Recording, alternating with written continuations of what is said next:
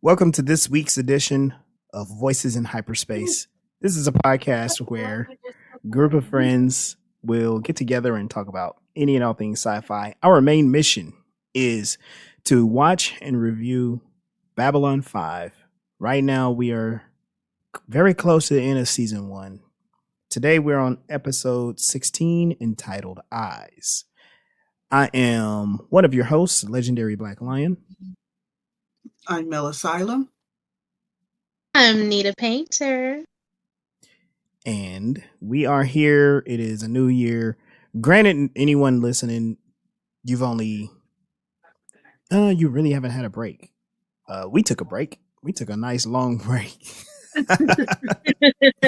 The holidays were wild. Anything cool happened for you all over the holidays? Oh, yes. I went to Kansas City. Oh, yeah. I went to Kansas City, Missouri. I saw these really cool, amazing people. I got to see and play in some snow, and being in San Diego, we don't get that. And I got caught in a blizzard. Yep. Yes, you did. No. Yep. Yo. But I had a really fun time. Yeah, it was definitely our pleasure to have you join us. So yeah, Nita came to hang out with Sunday and I. It was Sunday's birthday. She is still out currently celebrating, y'all, so she's not gonna be on this episode. But yeah, man, she celebrated hard and it was great. And of course, again, yeah. Nita, it was a lot of fun having you by. It was so much going on. When I got home, I literally slept all day and could not get up for the life of me. So, yeah. Yeah. What you do, Mel? Engineering got a new computer. So, yay, he got a desktop this time, so he's less likely to break it. I rested, basically. Pretty much. I got some Galactic Tea videos recorded, not edited, and I rewrote chapter 5 of my book I'm supposed to be working on. Nice. Yeah. Very nice. So now I got, 6 more chapters ago? That's cool. And speaking of books, I finished Parable of the Sower. Octavia Butler. It was really interesting. It's basically post-apocalyptic America. Mm-hmm. Yeah, I really liked it. It is a challenge when you have point of view, like first person point of view books. But this one's actually really, really good. There's just a couple that I like, and this is on top of the list. And I know that, it's part of a larger series, so I'm probably going to dig in. So yeah. All right. So this episode, Eyes, is it's pretty interesting. Before I give you my impression, Mel, you saw the whole thing with me. What are your initial impressions of this episode? The starting impression was reminding me of an old time when I met Engineering's dad, and he was building a Kawasaki Ninja in his kitchen. Wow. Yeah. Okay. So memories. My brain has been on trauma for the last few months. So I was looking at the different ways that people are dealing with trauma. The inspector, he wanted to confront his trauma in a kind of unhealthy way. I was just listening to something else that I started doing during the break, was listening to the Body Takes Score. The Body Keeps Score. That's what it's about. Okay. That's what it was. Yeah. And it's about trauma and how your body holds on to it despite, everything else you try to do. And one of the ways that he said that a lot of people can deal with it is confront it. Because when you get triggered and you try to reenact something from that traumatic thing, uh, it doesn't. You're looking for a conclusion, and a lot of people found like some type of healing from reenacting it in some way, either electronically or going to a self-defense class or something. He decided to confront him head on and endanger an entire station. Yeah. But then also I see Ivanova, she's confronting the whole trauma with the Psychor. But I think her, like, she didn't have control and she didn't have that love that she needed. But I think she gets it from being in Earth Core, Earth Alliance. Yes, Earth Alliance. All those things that she was looking for are things that she's very happy with. And when they took that from her, she kind of lost it. Yeah. That's interesting because I wrote in my notes actually it was in our last episode. One of our previous episodes, we were discussing Ivanova, and basically she wants to be sad, right? She is internalizing her trauma, but you kind of add another dynamic to that in that Earth Force does offer stability for Ivanova. She is good with the routine, and also she has a measure of control being like on the command staff. She's able to order people around. It's not that she necessarily is able to trust people, even though she's beginning to.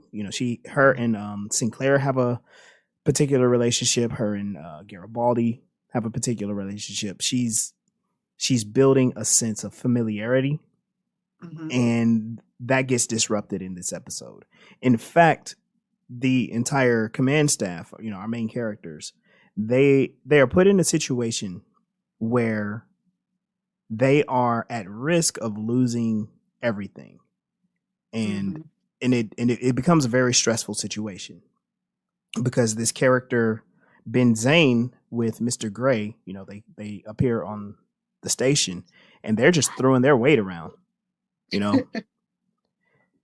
and it seems that they do have the full support of Earth Force and the politicians, and so instead of the station being at threat of blowing up, an alien invasion or going to war, they are at risk of being court-martialed. The law is their enemy this time.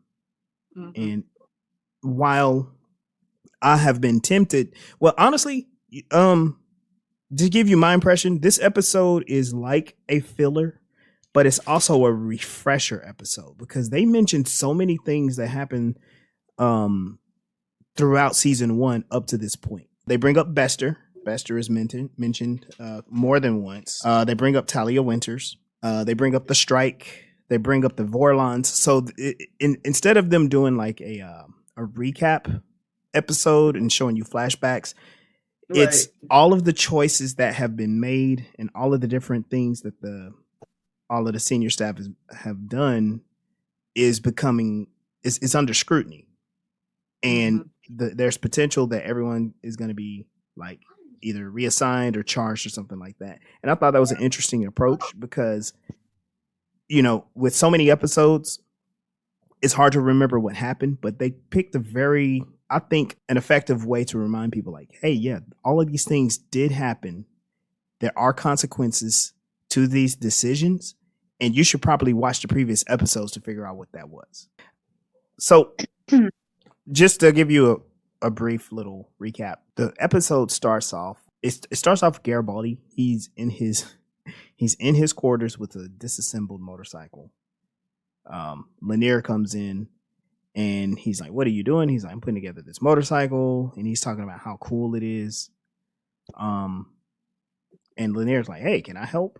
And so Lanier is a nerd. This is gonna be boring. Is that engineering? Yes, it is. He's in here cooking. I told him that I'm recording right now. He's really concerned about the air fryer acting up. Oh, okay. That's cool. Lanier is a big old nerd. He wants to learn as much as he can about humans. If we want to do a brief recap, we are we as viewers, we want to keep in the back of our minds that the Minbari, while they are pretty cool alien characters, the human characters really can't trust them because they have their own agenda, and Lanier is in the middle of it. And so when he pops up and he shows like this genuine curiosity for human culture, it's just like, honestly, it's amusing because he looks like he's like a kid, and he's an overachiever. While this is all going on, basically there are two other characters who appear on this, who arrive on the station. This is Ben Zayn and Mr. Gray. They are under the guise of corporate agents, but they really are part of Earth Force, and they're basically going to be conducting like a loyalty check investigation on the senior staff, and that's pretty much like where the story is going to stem from. You don't see many of the other, in fact, you don't see any of the other alien characters. It's just Lanier and a very human-centric cast. Mm-hmm. We are reminded of telepaths. So Mr. Gray is a telepath. He's there to do scans while they're doing the investigation. And Ben Zayn, who in this episode, Garibaldi calls Ben Hitler. I took a note of that. That was funny. Like, he's telling you straight up, like, this dude is very much coming across like a space Nazi. But I mean, the actor that they picked, I think, did an amazing job to be a menacing bureaucrat. Mm-hmm. The voice is very intimidating. The scar is menacing, and just the way he navigates around all of the main characters, he has the appearance that he is in control of everything, and the other characters are very irritated because they're like, okay, I can't hurt him, I can't disobey all of these things because military regulations. Mm-hmm. And so at one point we're like, the thing that is threatening our characters is the law and regulations, and they're going to get something's going to be fabricated, or there's going to be a technicality that's going to threaten their position on the station. I noticed a lot of the words being used, like interweb, chamber pot. That was weird. Yeah, and I'm like,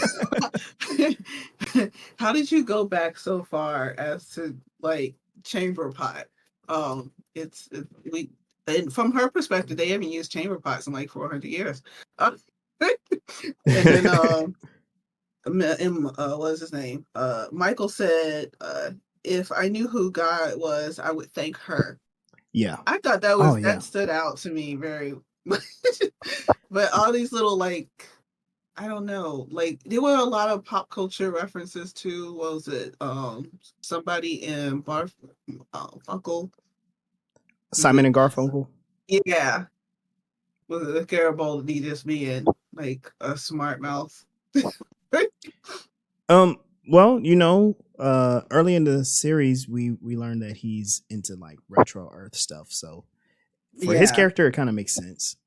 Yeah, but it's kind of a theme where there's always this, not always, but for a lot of these shows, there's that one character who's obsessed with what our modern time is. Yeah. Yep. Or something that we've already lived, like what's his name, Tom, and the black and white space hero thingy, the Pulp Fiction sci-fi thing. That was cute. Another note that I want to point out, and this is a part that Nita came in on. Ivanova looks good fighting. Like, Claudia Christensen, I noticed she did B movies, but I think she got some good like stunt choreography down. She looks like she can hurt people when she fights. Unlike Garibaldi, which okay, again, I understand that these actors are coming from different backgrounds, but Garibaldi does not look very coordinated when he's throwing fists, right? Mm-hmm. It looks painful. But Ivanova, yeah, she could throw down. The pacing of the episode I thought was pretty good. It didn't lag anywhere. There was no empty space.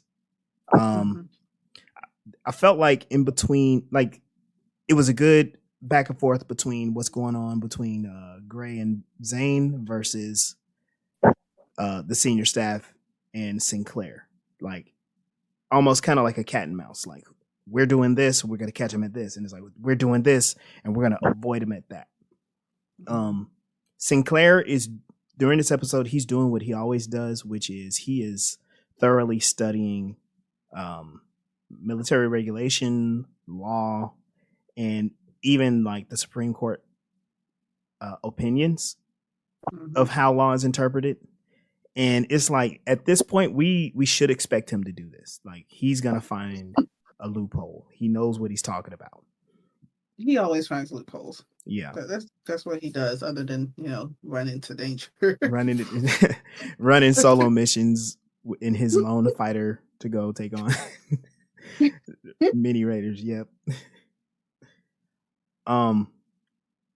And what I want to point out is okay. Let's take a moment.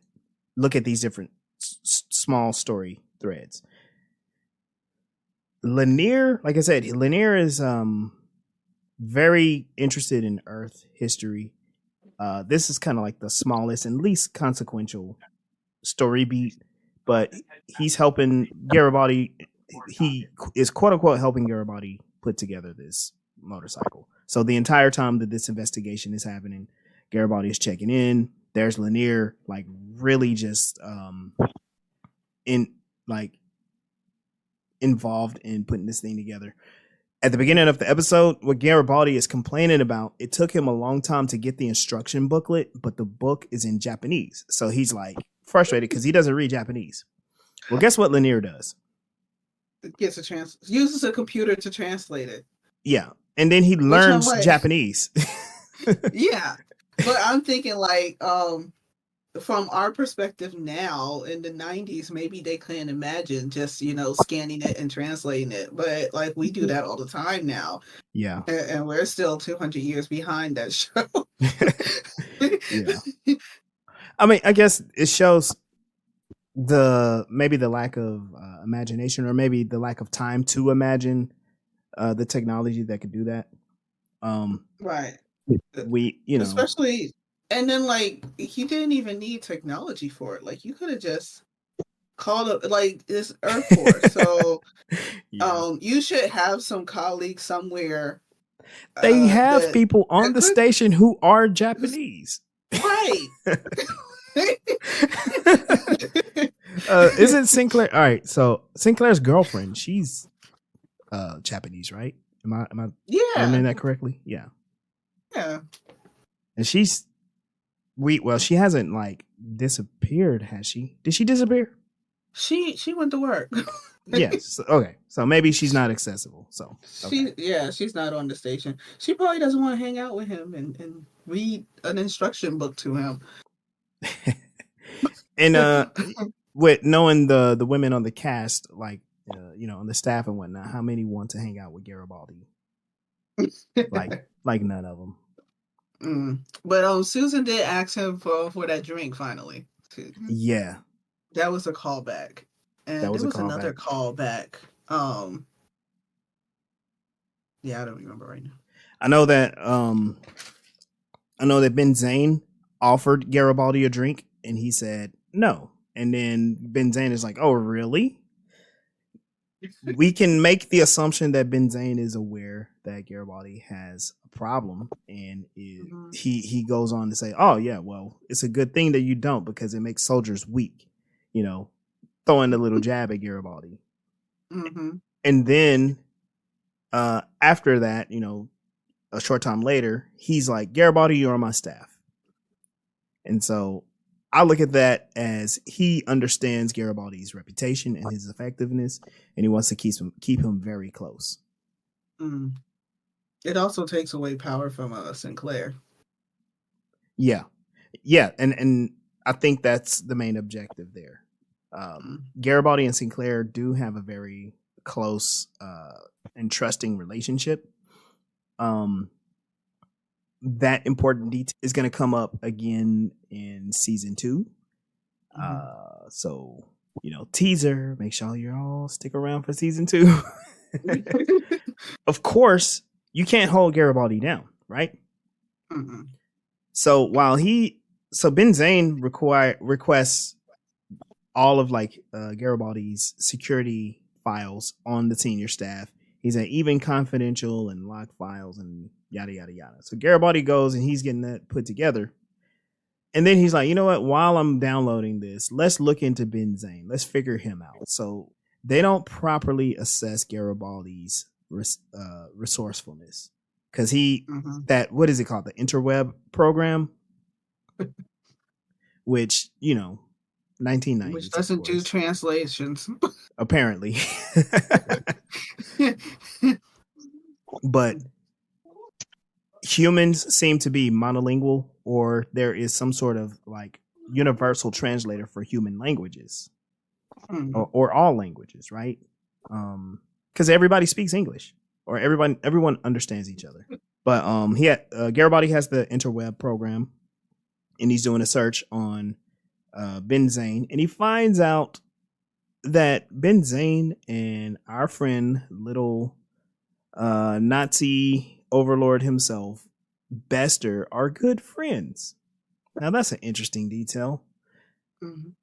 We know that Bester is not very fond of the B5 folks because of what happened. They mentioned it. What's the guy that became God? What was his? I can't remember his name. But his name. It was a super simple name too. Yeah, like Mike Smith, Tom or something like that. But and then one of the Psychor guys got vaporized. So Bester's probably not feeling very good about the B5 folks. So it comes to their attention that, okay, Bester's associated with this guy. This is bad business. This is bad news.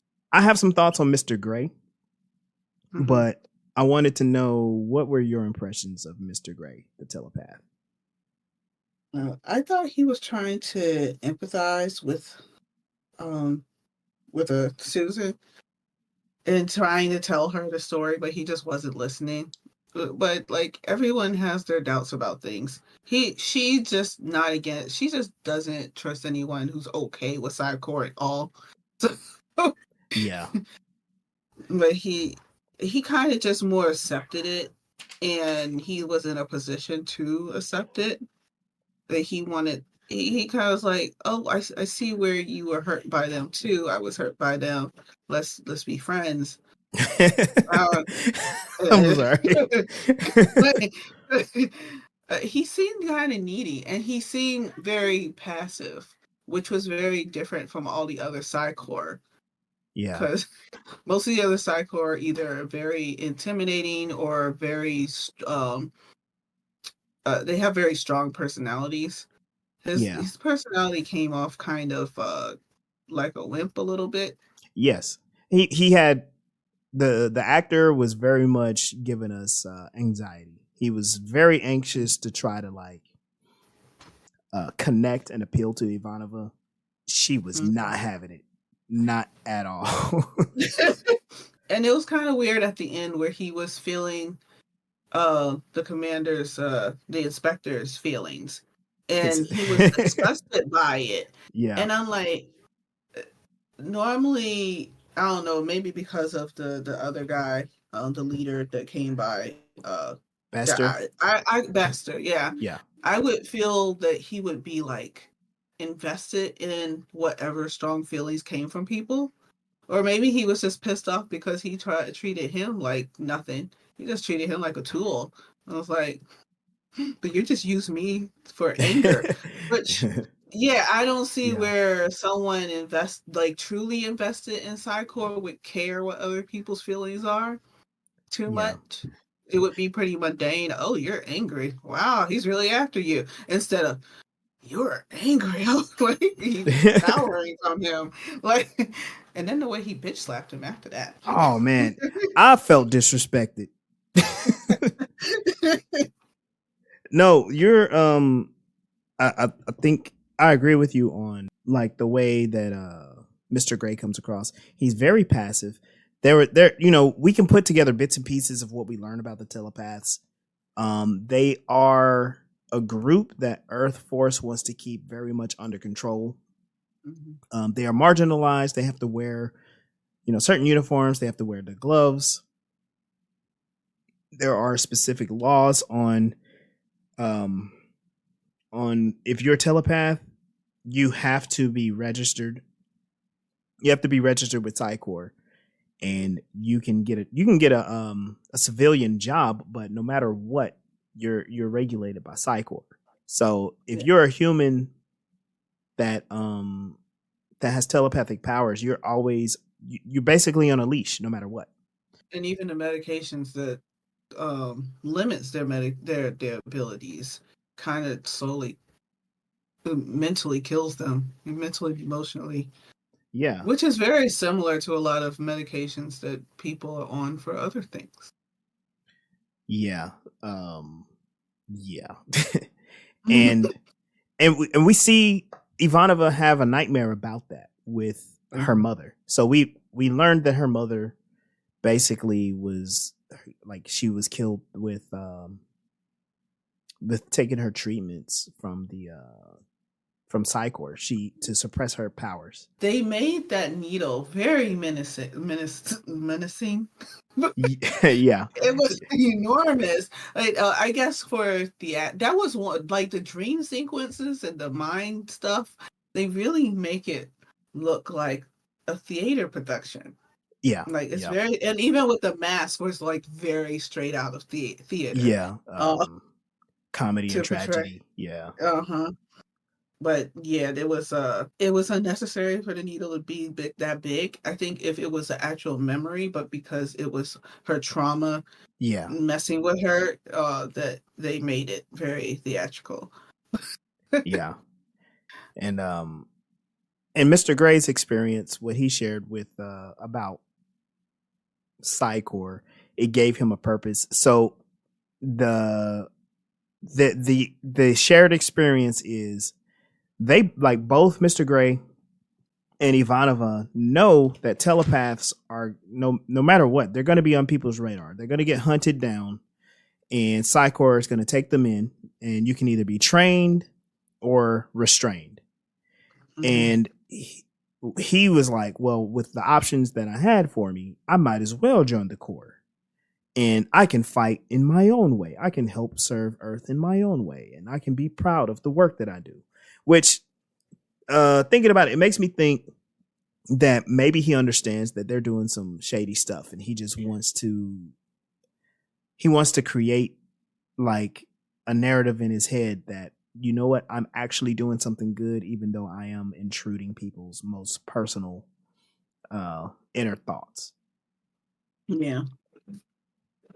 And or maybe also because he didn't get to do what he wanted to do. Right. Because of something that he didn't have any control over, which, I mean, happens to people. And then when you are trapped in that, you try to find, if he was trying to find the best in his situation, even though he didn't want to be in that situation. Whereas Ivanova does not want to find the best in her situation. Well, she does technically, but when it comes to the Psychor situation, she doesn't see any good in it. Right. Where he kind of can see the good in the situation, even though he does see the bad. But let's put ourselves in Ivanova's shoes. this horrible authoritarian organization is responsible for the like the degrading of the quality of life of your mother and ultimately her death. Then here comes a dude just waltzing in with somebody throwing their power around, and he's like, "Hey, let's be friends." Like I wrote down on my notes. I'm like, he can probably feel the hate just radiating from Ivanova. And yeah, he should be nervous every time he's in the room with her because she wants to use his head as a chamber pot. And I bet the language is used there for that line to make it to network television. So we can use our imaginations. 90 censoring. Okay. Yeah. But also, like, she when in the episode about her father, when they had to do the ritual to mourn him, she told a lot about her childhood before her mom died, or around the time her mom died, where she was already like deep into philosophy of politics in the first place and authoritarian regimes and stuff. So as soon as she saw the real life authoritarian regime, she was like all on it. Yeah. And I guess that kind of puts all of these characters in kind of in a bind, right? Psychor exists. Throughout this episode, you see Sinclair is interacting with he's a politician he's an Earth Force politician. And basically what is told to him is like, oh, the president is seeking re-election, so don't cause any trouble because he might lose support. Forget the fact that so many people's careers are at stake, which could also put people's lives at stake. It's like, no, the president wants to stay in power, so let's make sure that this happens so we can keep power, right? Which I guess, again, let's point out there is some interesting political things happening in the background. Again, there is an election that's going to be happening. What's happening in this episode, there is the talk of the rebel groups on Mars. And one of the big things that they're worried about at the beginning of the episode is whether or not Babylon 5 is going to be used as a weapons supply station for a lot of these rebel groups. So there's political violence happening in the background. And Babylon 5 is kind of like not really in the middle of it, but there's the potential. Right. And I think did that president have something to do with who put him in charge? I mean, other than the Gray Council that nobody knows about. I think so. The Gray Council kind of threw their weight around and they're like, no, we don't want anyone but Sinclair. And we know now we know why. But as far as the president's perception, from the world's perception of the president, how is Babylon 5 in that? Like, especially since it has to do with our exploration of making friends outside of the planet. If we put some of the pieces together from past episodes, some of the civilian workers, some of the civilian contractors, they look at it as humans are bowing down to the aliens that nearly wiped the humans out. And so there's like some cynicism and a sense of helplessness, but that kind of goes away in later episodes. But you do get something back because people they accuse Sinclair of being an alien sympathizer, but his job is to be a diplomat. And so my question is like, what do they expect him to do? Like, right. His job is to be an alien sympathizer, basically. Right. And ultimately prevent another war. Like, the entire purpose is let's make friends. let's not do war anymore. And then you have different factions on the Earth side who are like, no, we need to kick these people out. We need to show strength. We need to fight. Then you have Psycor, which there will be more revealed about them, but right now they are kind of like their own little faction. They protect each other, even though they claim to want to protect humanity. Bester could not care less about normal humans. They call them normies. They have a name. Like normies. I mean, like, that's what some goths call normal people, normies. Well, I mean, the Psycor wears all black and they wear those gloves. Yeah. It kind of reminds me of Magneto and the Brotherhood of Evil Mutants. Like they do understand that they are superior to non-telepathic humans, and I'm gonna go ahead and spoil this aspect of it. Like, the telepaths want to breed more telepaths. They want to supersede the human race, and yeah. But they understand, like, hey, Nazis. Yeah, they're Nazis, and they also understand that they're on a tight leash, so they're trying to stay as close as possible to power, which is why in that previous episode they gave a public endorsement of a political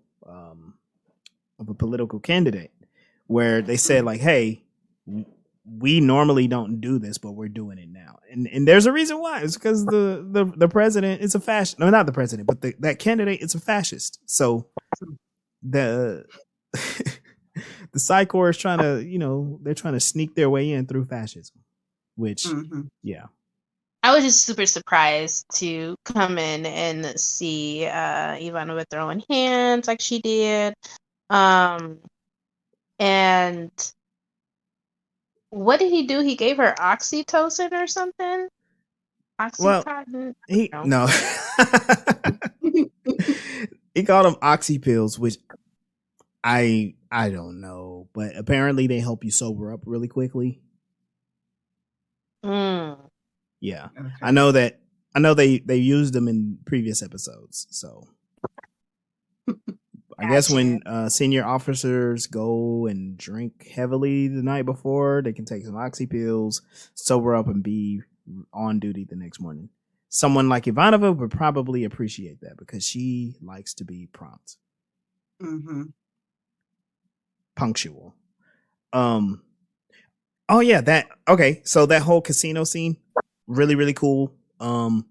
So what happens is Ivanova she's all ready to resign or be court-martialed for refusing a scan by a telepath. So she's like, well, screw it, let's go out drinking. And she gets drunk, she gets wasted. And I knew what was going to happen when that guy, he's like, oh, look at, he wins whatever game he's playing. He's like, oh, look at the cute senior officer. And she goes, cute, huh? He goes, yeah. His hands are all on her. She finishes her drink, and then they cut away. I'm like, she's beating the pants off of this guy. Yeah, like, sorry, bud. Wrong choice. But let's look at the difference between the bar fights in the past. Ivanova took out 4, maybe 5 people by herself, right? Garibaldi got handled by 4 or 5 people by himself. These two characters are not built the same. Ivanova can handle herself. Garibaldi, he needs help. Sinclair came in to help at one point, and like I remember thinking as a kid, I'm like, maybe the aliens are just stronger because they're aliens. We've pointed out in the past, like, Garibaldi has problems. Of course, the drinking problem thing, whatever. But the other problem is he always goes places by himself. He never has anyone covering his back. And it's always somebody at random watching his back. So someone's going to shoot him, stab him, punch him. Another person comes and saves his life, and his back is completely turned.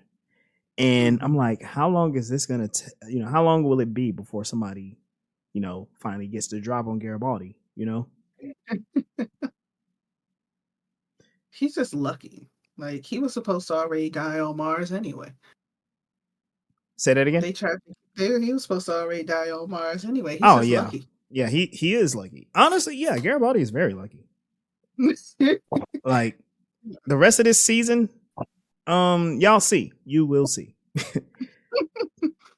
So I have a question. The telepath was able to make Scarface feel pain by just saying pain. Yes. So they can project and cause people pain. I think Talia Winters did demonstrate this power in past episodes. They can subdue people. That actually, the telepaths have some very interesting powers, and they all have not been explored so far. But even with Homeboy becoming God, we haven't seen everything that they can do. Because if they can go into people's minds, they can also put things into people's minds. Yes. And if they think they're in pain, then they will actually feel the pain. Yes. Or either they're not really feeling the pain, they just actually think they're in pain. So either way that works. I could see how that would work. Yeah. And then remember, kind of like what Mr. Gray was saying, whenever he was talking to Ivanova, he would bring up topics, and then he'd be like, "Oh yeah, Talia Winters," which made me think, like, wow, Talia is on Ivanova's mind, like, at random, right? Did y'all catch that? Yeah, well, I kind of thought that she was thinking of Talia because he's Psychor, and like she's the only one she's comfortable with. Yeah, she's the closest to any Psychor person that she's comfortable with. So it's like, if you're gonna come at me and be Psychor, be Talia. Well, maybe. But I just thought it was interesting. It was specifically Talia because there was also Lita and all of those other Psychor telepaths that she was around, and she hates all of them, right? But you might be right, because interestingly enough, Talia does come to mind when Mr. Gray mentions her encounters with other telepaths. So the episode goes on. What's his name? Ben Hitler.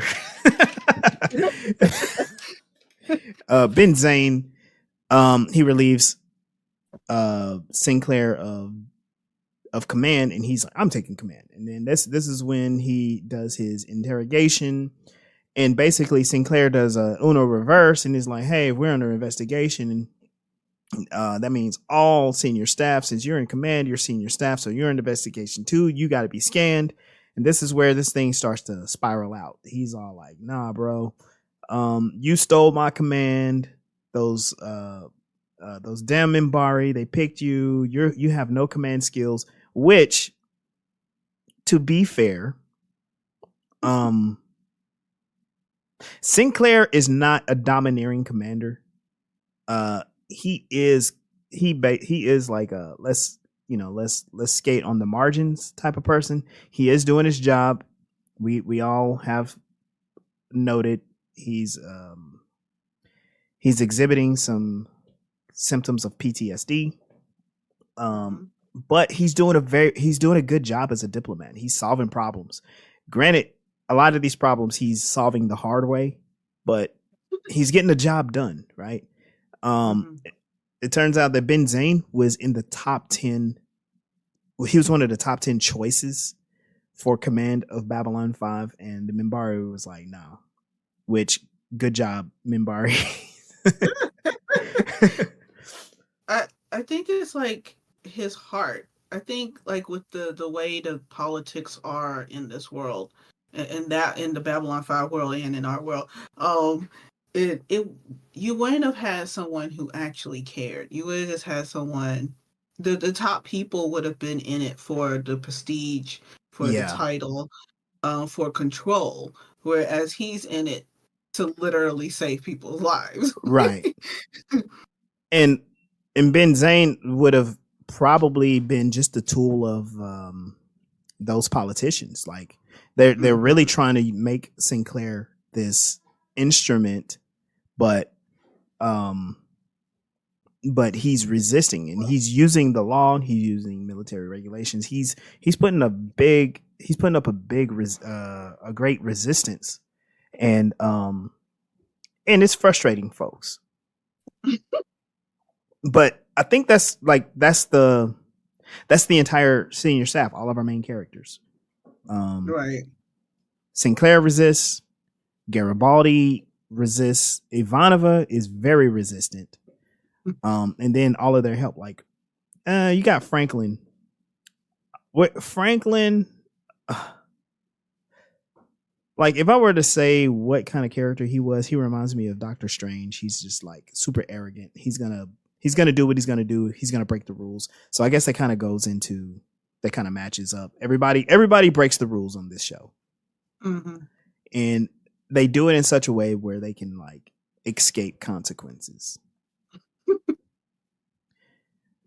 So during this investigation, Sinclair is, he's throwing it right back at Ben Zayn, and he's getting him agitated, and he gets him to admit like there's no real reason for him to be there to investigate and take command other than his friend Bester has a vendetta against that staff, and so does Ben Zayn, and he just wants to take command away from Sinclair.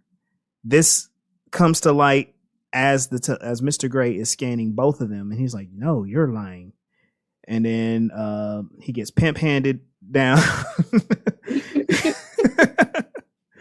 which I mean, that was the funniest part of the whole episode. He didn't even punch him; he smacked him. He smacked him, and he flew across the room, and I'm just like, "That's too funny." Like, yeah. Ben Zayn pulls a gun on Sinclair. Garibaldi's like, "I'll shoot him," but he's like, "No."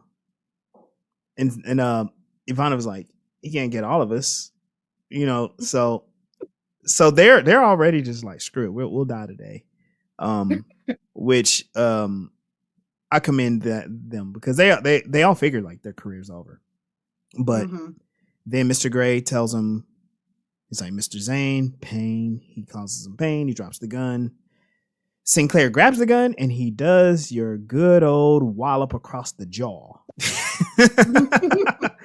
he want to see me punch Hitler in the jaw. He thought he was Captain America for a second. Okay. Yes. And then pretty much the episode ends. I wonder if his friend put something in his mind to make him like, "Hey, that position you were supposed to get? There's a reason. You should go find out." Like, I don't think he just told him. I think he used his. Hold on. Slow down. We're not there yet. We're only in season 1. This is my guess. You just told me ahead of time that Hold I guessed on. right. Hold on. Actually, I think this almost never comes back up. But with what you're guessing, it is not beyond the capacity for what you're saying with Bester. Like something similar does happen, but you guys got to watch. I think it's season 3. Where anyway, watch Babylon 5. It's gonna be awesome. So. Episode wraps up with Garibaldi finding out that Lanier had completed assembling the motorcycle.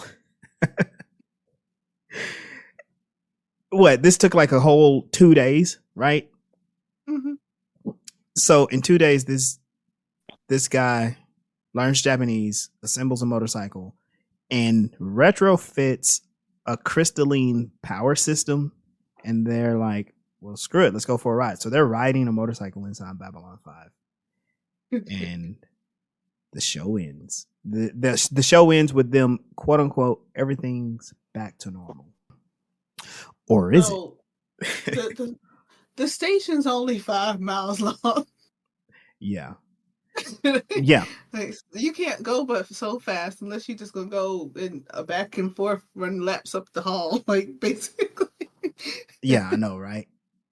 But it's kind of cute. That made me think, like, is this product placement for the Kawasaki?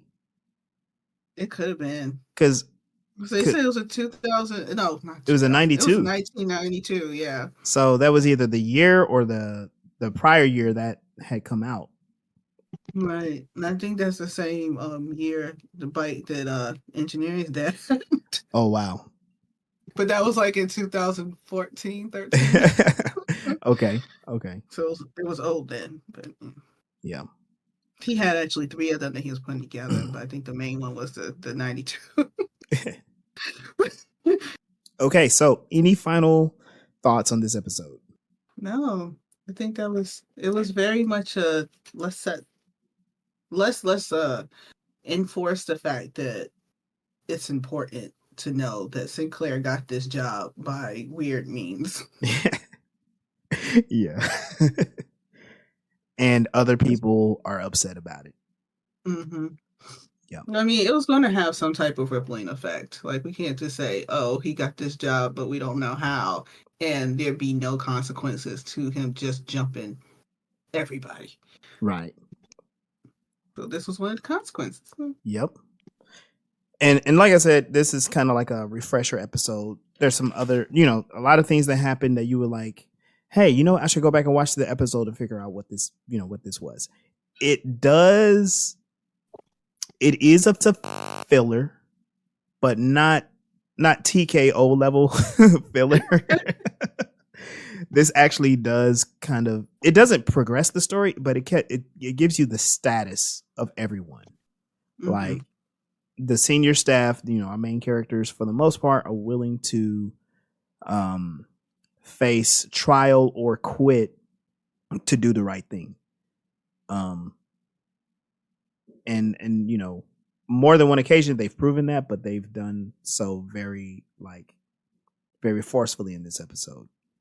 Mm-hmm. Which means, again, there are consequences, which I would assume that they are going to be on Earth Force's radar in the coming episodes.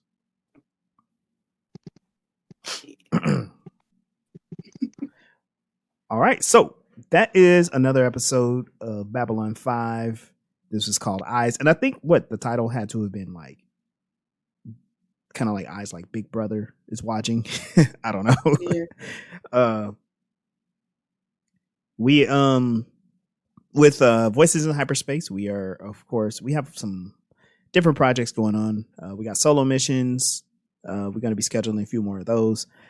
On our YouTube, I am beginning to offer impressions of different sci-fi projects.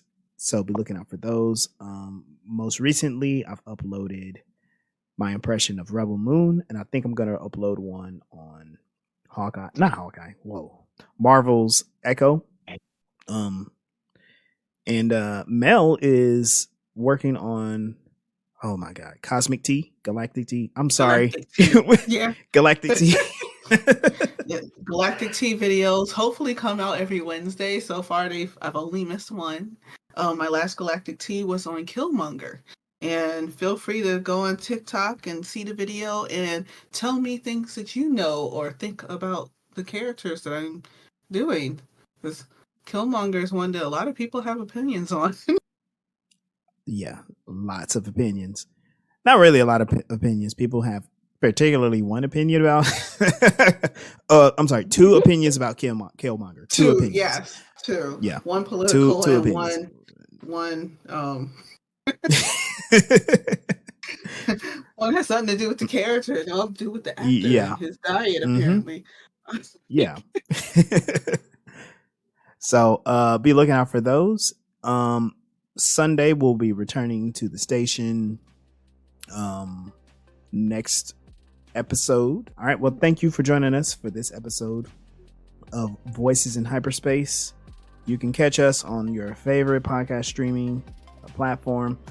For those of you that use Google Podcasts, that is going to be discontinued in April, and all of that stuff is going to be on YouTube Music. You can already find all of your favorite podcasts that previously were on Google Podcasts on YouTube Music. So if you want to go ahead and get ahead of that and download it, you can do that. Otherwise, catch us on Apple Podcasts, Spotify, and various other podcast aggregators. So we're going to get out of here. I'm Legendary Black Lion. I'm Melisila. And of course, Nita Painter is. And we'll see y'all next time. Bye.